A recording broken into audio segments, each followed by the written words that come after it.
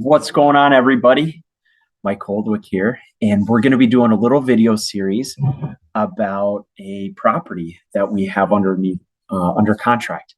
It's a residential property, and we mostly focus on commercial, but once in a while we dabble in residential, especially if it's has a rental potential. We used to do a little more flipping, but now it's mostly focused on buy and hold, passive income type properties. So this is the latest one that came to our attention, and we made a move. So I wanted to just kind of take you through how it all went down and get you up to speed, because we're going to be doing a video series on it. So here it is, 9900 South Big School Lot Lake Road.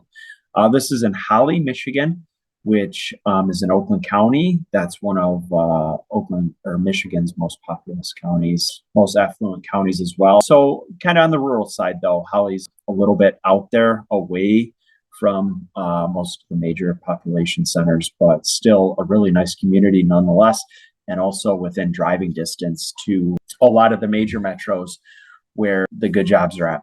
So this property originally came onto my radar with an automated search that I've set up in Zillow for lake properties in Oakland County. And the reason we like lake properties is they bring a premium, with buyers. They're worth more. The lot, the proximity to the water, the beautiful summers that we have here in Michigan bring, not only potential rental, potential for short, medium, or long term, but also if we wanted to flip and sell out of this, lake properties a lot of times go for up to 2 times per square foot of a normal property that's not doesn't have access to water. So there's a location play there, which we love. This property was originally listed at $275, which is a good price per square foot to begin with. You can see at $250, it's $143 per square foot. So after it was listed at $275 and it was on my radar, I saw that there was a quick price reduction like 2 weeks after the property was on the market, something like that. So that told me it's a motivated seller right there. So I set up a walkthrough with the listing agent and wanted to check it out. So I drove over there on a Friday, walked the property. I love the views of this property. I'll show you some of the photos here in a little bit. It looks out almost unobstructed to a lake that's largely undeveloped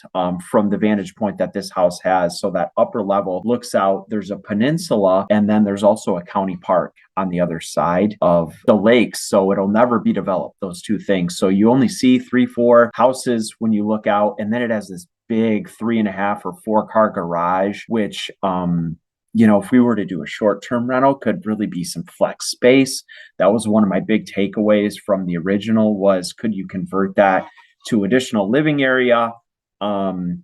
Maybe a 3-season type thing, put some glass overhead doors on that so you can look out and still get those views, even if it's a little colder out. It's poured wall. It's wired for electrical. It's got a heavy duty panel in it. And, the garage is kind of ready to be finished off. So that's in great shape. So this is the view out of the upper level. You can see there's some tree work ahead of us, but this is the island I'm talking about. This is the county park over here. You barely see any houses. So I can see a dock coming out with a pontoon boat or some kayaks. It's a no-wake lake, so you can have motors, but you can't create wakes. So there's going to be no tubing or water sports on it. Just a few of the photos that I took. This is looking down onto the garage. It's kind of got a walkway around it. And you can see the interior house is original 1975. So we'll need an aesthetic renovation. Look at that toilet. Look at that. Beautiful. That will be torn out immediately. Here's another view of the garage. You've got an overhead heating unit and a panel. He had it kind of set up as a workshop. So situation is older couple, original owners. They're transitioning to something a little bit more manageable for their age and mobility. So the son is kind of working with the real estate agent to get this thing sold. So he was the decision maker. Like I said, it was listed at $250, slept on it for a night, put in an offer for $220 cash, which is a really big discount over the original list price, which was already a good price to begin with. There are comps on this lake that weren't overly updated, weren't top of market, I would say, in the 260 range. So the offer that we put in around 120 a square foot is a huge reduction on what the potential for this property is. So She showed it to another number of different parties that same weekend and accepted another offer. I think there were a couple different offers, but for whatever reason, didn't get the detail. They couldn't come to terms with the original buyer. So she reached out to me after that weekend and said, "Are you still interested?" I said, "Yes." She said, "Is there anything more you can do?" I said, "I can go to 225. So that's where we ended up. And she took that to the seller. They sat on it for another weekend, had a number of showings, but here's the thing with this property, you've seen from the photos, it's below what an owner occupant, a family or somebody that's going to want to move into that property is going to want something in better condition. And it's just kind of below that threshold. So we consider this like investment grade. So here we are. We have an accepted contract and we're doing an inspection tomorrow. We're just going to kind of do a quick mechanical inspection, make sure that, all the major stuff that we want to keep in the property works, no major defects. We'll put together a little budget during that time and make sure the numbers work. But I think this property is 250 or 350 minimum if we were to sell it. I like it even more as a rental, either a short-term rental, something that would really do well in the summer to give families access to a lake, or maybe a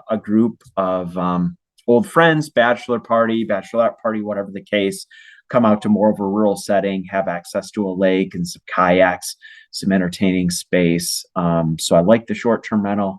I like a medium-term rental, maybe somebody that's in town for a short work assignment, a traveling nurse, an auto executive, something like that, that just wants kind of a seasonal property and they'll pay a premium for that. We would, furnish it at that point in time and then just kind of make a turnkey or even a long-term rental, somebody that has always wanted to live on a lake and hasn't had the opportunity, and maybe they would rent for a couple of years from us. So love the property, love the potential. We're going to be doing a video series here to kind of take you along on the ride of how this thing plays out. So more to come. Thanks for tuning in.